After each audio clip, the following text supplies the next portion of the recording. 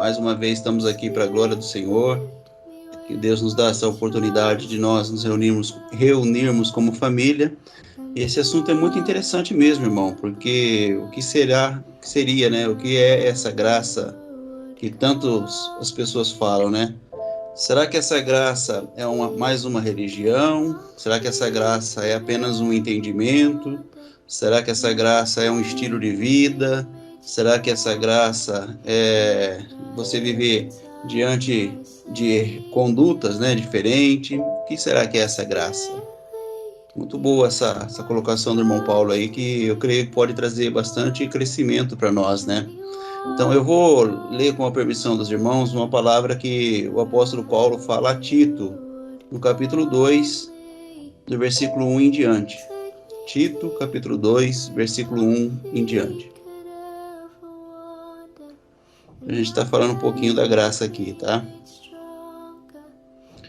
Tito 2:1 diz assim, olha: Mas, quanto a você, que suas palavras reflitam o ensino verdadeiro.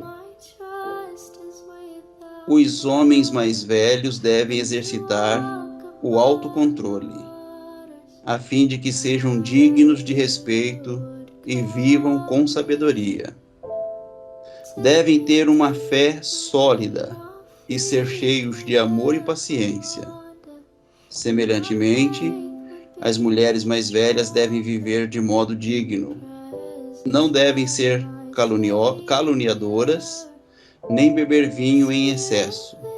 Antes, devem ensinar o que é bom. Devem instruir as mulheres mais jovens e amar o marido e os filhos, a viver com sabedoria e pureza, a trabalhar no lar, a fazer o bem e a ser submissas ao marido, assim não envergonharão a palavra de Deus. Da mesma forma, incentivem os homens mais jovens a viver com sabedoria. Você mesmo deve ser exemplo da prática de boas obras. Tudo que fizer deve refletir a integridade e a seriedade de seu ensino. Sua mensagem deve ser tão correta a ponto de ninguém a criticar. Então os que se opõem a nós ficarão envergonhados e nada terão de ruim para dizer a nosso respeito. Quanto aos escravos, devem sempre obedecer a seu senhor e fazer todo o possível para agradá-lo. Não devem ser respondões, nem roubar, mas devem mostrar-se bons e inteiramente dignos de confiança. Assim tornarão atraentes em todos os sentidos o ensino a respeito de Deus, nosso Salvador, pois a graça de Deus foi revelada e a todos traz salvação. Somos instruídos a abandonar o estilo de vida ímpio e os prazeres pecaminosos. Neste mundo perverso, devemos viver com sabedoria, justiça e devoção, enquanto aguardamos esperançosamente o dia em que será revelada a glória de nosso grande Deus e Salvador, Jesus Cristo. Ele entregou sua vida para nos libertar de todo pecado, para nos purificar e fazer de nós seu povo, inteiramente dedicado às boas obras. Ensine essas coisas e encoraje os irmãos a praticá-las. Corrige-os com autoridade e não deixe que ignorem o que você diz. Então aqui está o texto, né? Um dos textos que fala da graça, essa graça que se revelou, se manifestou e que está disponível a todos os homens. Então, a questão aqui da pergunta, ela é um tanto quanto ampla, tá, irmãos? No meu entendimento, porque isso aqui a gente tem que, não dá para ser colocado assim como uma regra, né, do que seja graça. Então a graça, para mim, ela é um espírito, tá? É um espírito, para mim, tá? O que eu entendo de graça. E o que é um espírito? O espírito, para mim, é uma ideia, tá? Em que você assume essa ideia, você assume esse espírito, e você passa a transmitir essa ideia. Tá? Eu estou colocando assim num termo mais comum aqui, tá, irmãos? Mais coloquial, para que os irmãos possam compreender. E aí a gente então comece a viver essa ideia. Como Cristo chegou em meio, irmãos, ao grande momento da religião judaica, tá? A religião judaica estava vivendo ali um grande momento, né? Embora as perseguições, mas haviam muitos irmãos ali judeus, né? E ele vem então trazendo uma ideia diferente. Ele vem trazendo uma colocação diferente a respeito das coisas. Quando ele começa os seus sermões, ele já começa a confrontar a lei. Porque é dito assim, olha, Moisés disse tal coisa. Se você pegar Mateus, capítulo 5, ali o sermão do monte, né? Moisés disse tal coisa para vocês. Eu estou aqui mudando o que Moisés disse. Eu, porém, vos digo, ele fala. Não é? Por quê? Porque o Moisés, ele deu uma lei, que essa lei, muitos entendem que era para ser seguida. Até hoje, o pessoal acha que a lei que Moisés deu é para ser seguida. Mas a própria Bíblia diz que a lei foi dada para avultar o pecado, não foi para ser seguida, tá?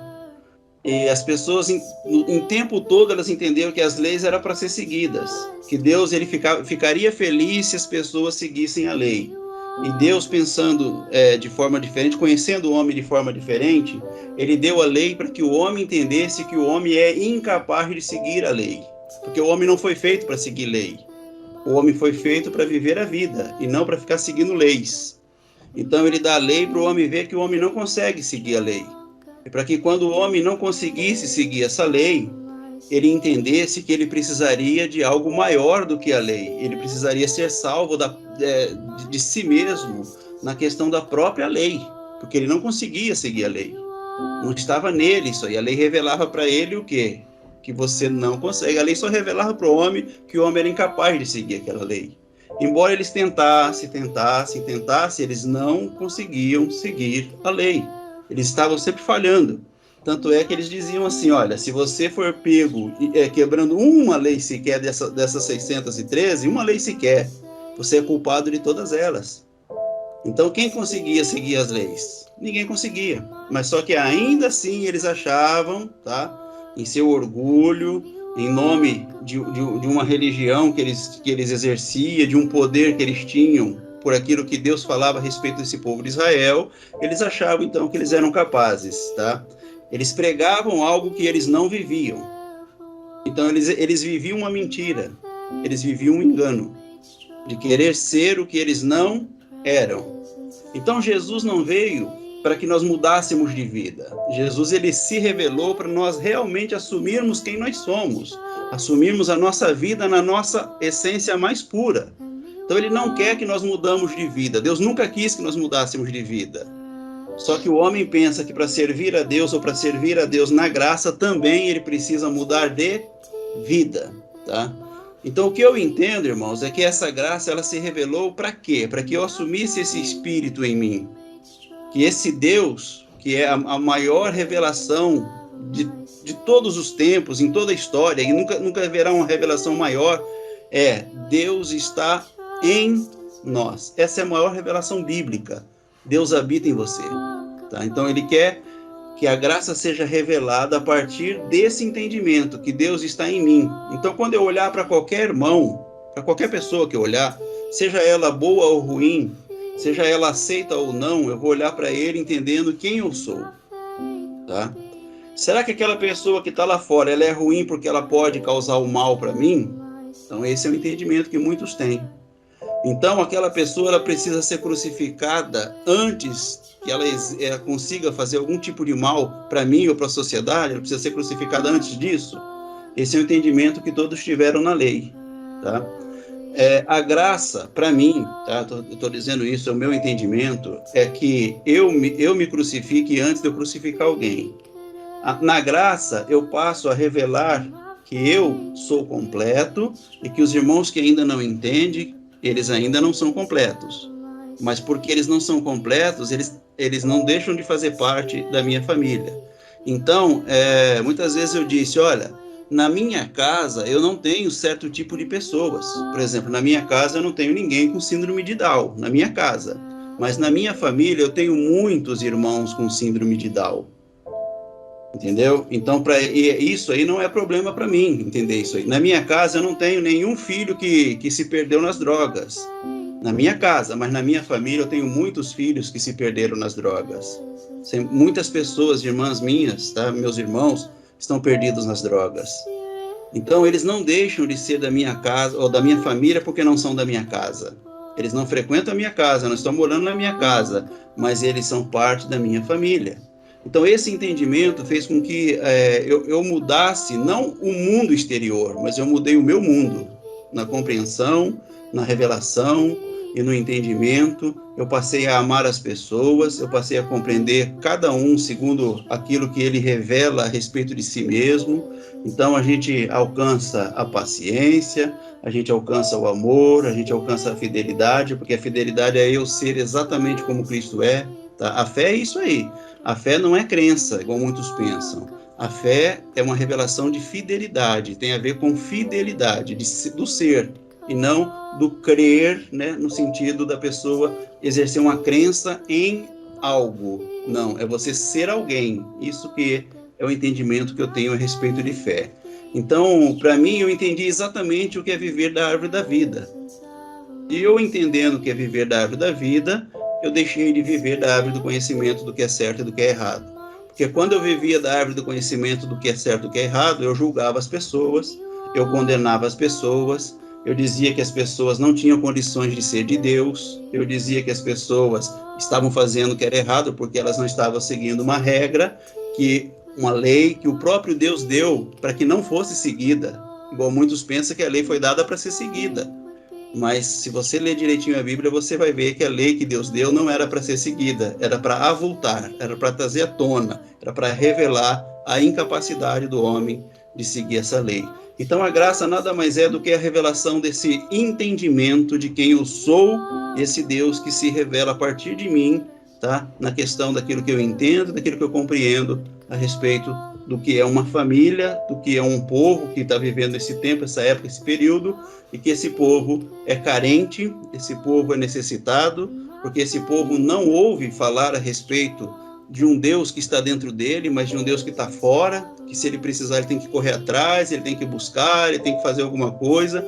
Então continua na escravidão, e eles não são outra coisa senão a minha família, as pessoas que Deus colocou para que nós pudéssemos revelar a eles quem é esse Deus através da nossa vida, não através de palavras e de ordens e de mandamentos, mas através daquilo que eu convivo, que eu vivo. Então, se eu quero, por exemplo, que um filho siga o caminho da verdade, eu primeiro tenho que viver esse caminho da verdade para que ele se inspire na minha vida e ele diga, olha, o meu pai não faria isso, porque eu nunca vi meu pai fazer isso, ele nunca deu motivo para sequer eu pensar que fosse possível fazer tal coisa. Aí ele tem a inspiração da vivência dos pais. Então é assim que eu entendo a revelação da graça. Então veio o nosso irmão mais velho e ele revelou a partir da vida dele a vontade do Pai. E agora nós temos que olhar para a vida do nosso irmão mais velho e entender o que é a graça a partir da revelação de uma vida íntegra, de uma vida vivida e bem vivida, com um bom relacionamento com o nosso Pai.